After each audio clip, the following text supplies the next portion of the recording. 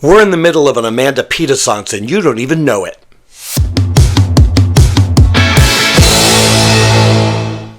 Welcome back to Glenn Hates Everything. Today we're going to talk about Fantasy Life, which is the writing, directing, feature film debut of Matthew Scheer.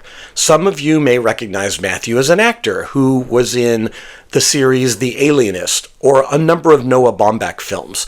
Here he plays Sam, who is a down-on-his-luck paralegal. When we first meet him, he gets fired from his job, has a very public anxiety attack, visits a psychiatrist, and gets not only prescriptions from said psychiatrist, played by Judd Hirsch, who has now clearly cornered the market on playing them with this and his Oscar-nominated role in Ordinary People.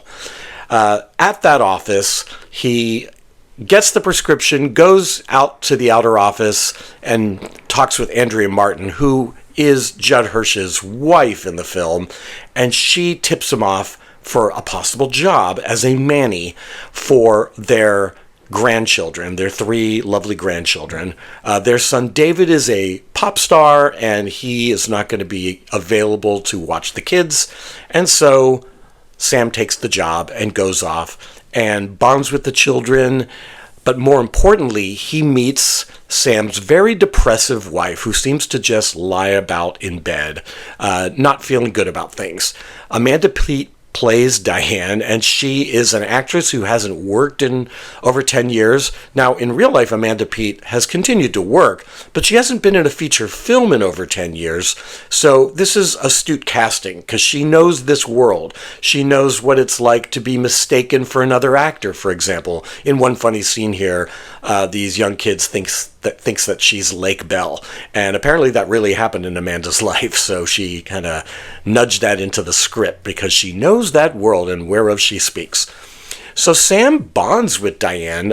They're both kind of depressive characters, and so they see that these mental health struggles in each other. And so they bond over cereal and watching Battlestar Galactica. He helps her with self-tapes, and so on. And he sort of develops an intense love and attraction for Diane, and whether it's reciprocated or not is what drives the first half of the film. The film is set over a year, taking us through the different seasons, kind of like the movie The Four Seasons, now that I think about it, the Alan Alda directed comedy from the 80s. It does have that autumnal vibe to it, this sort of neurotic New York family relationship comedy that we don't get to see much anymore.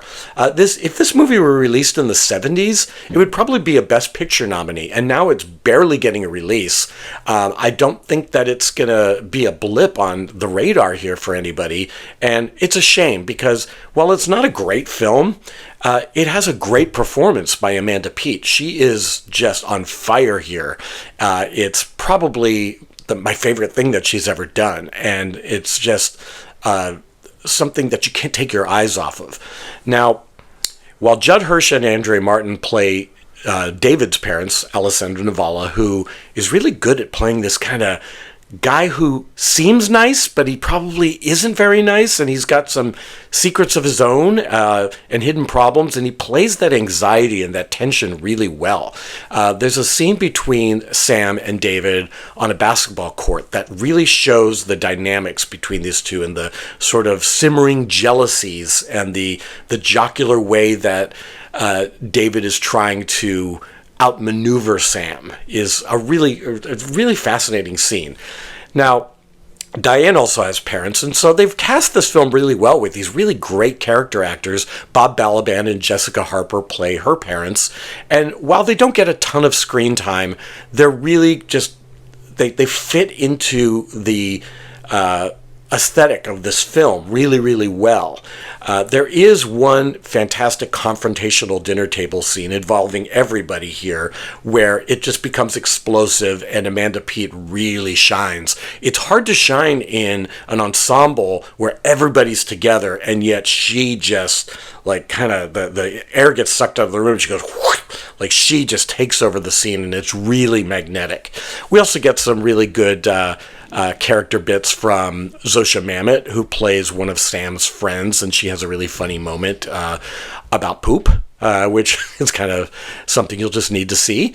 And Holland Taylor, who plays Diane's psychiatrist, is part of probably the best scene in the film, where Diane really just unloads on her psychiatrist in the most vulnerable, quiet ways.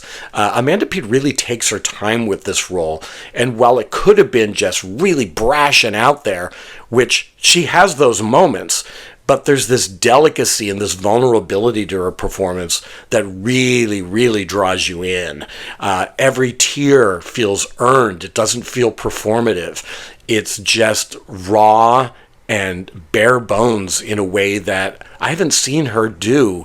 And it's just quite a calling card for this fantastic actor.